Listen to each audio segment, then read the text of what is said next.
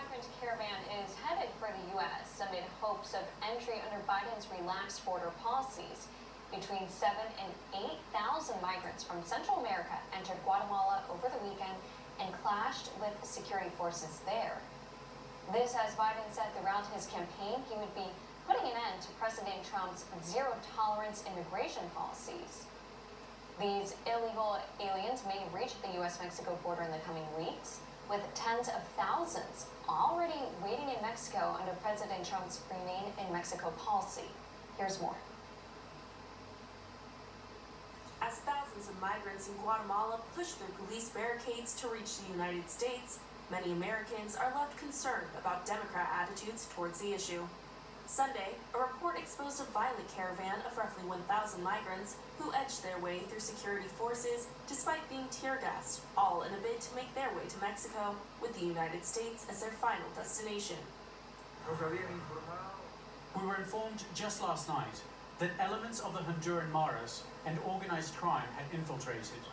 This worried us more, and fortunately, the forces of law and order established a contingency plan for these cases and controlled this. But while President Trump's immigration policy ensures migrants must wait for asylum approval before entering the U.S., Joe Biden has pledged to overturn this. On day one, I'm sending to the United States Congress an immigration bill providing a pathway for 11 million undocumented, and I'm going to make sure every dreamer is protected.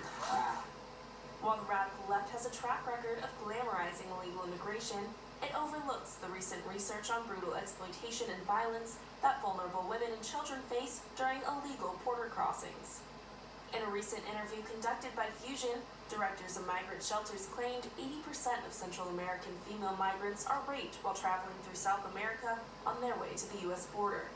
This is further supported by a study from Amnesty International, which asserted that such treks put vulnerable female migrants at significant risk of sexual violence, particularly from criminal gangs, human traffickers, other migrants, and corrupt officials.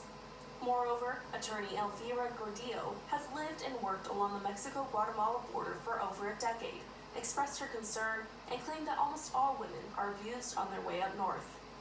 Speaking in Florida in October, President Trump contrasted Biden's defeatist immigration plan to his own efforts to keep America secure. And we're not letting criminals into our country. Our country would surrender control of our border, and we would surrender control to the cartels in Mexico, who are vicious. The Biden border plan would be the biggest gift in the history. All this, yet Joe Biden has appeared to push policies that directly incentivize illegal border crossings, specifically exposed at the first Democrat debate, in which he claimed his administration will provide free federal health care for all illegal immigrants. According to a study by the Center for Immigration Studies, giving undocumented immigrants access to federally funded health care in the United States could cost up to $23 billion per year.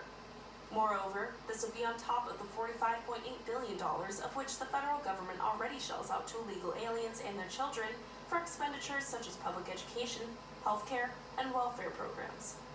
In an interview just days before inauguration, a high-ranking Biden transition official directed migrants in the caravan to wait and not enter the U.S. just yet, possibly hinting they'll be able to do so soon.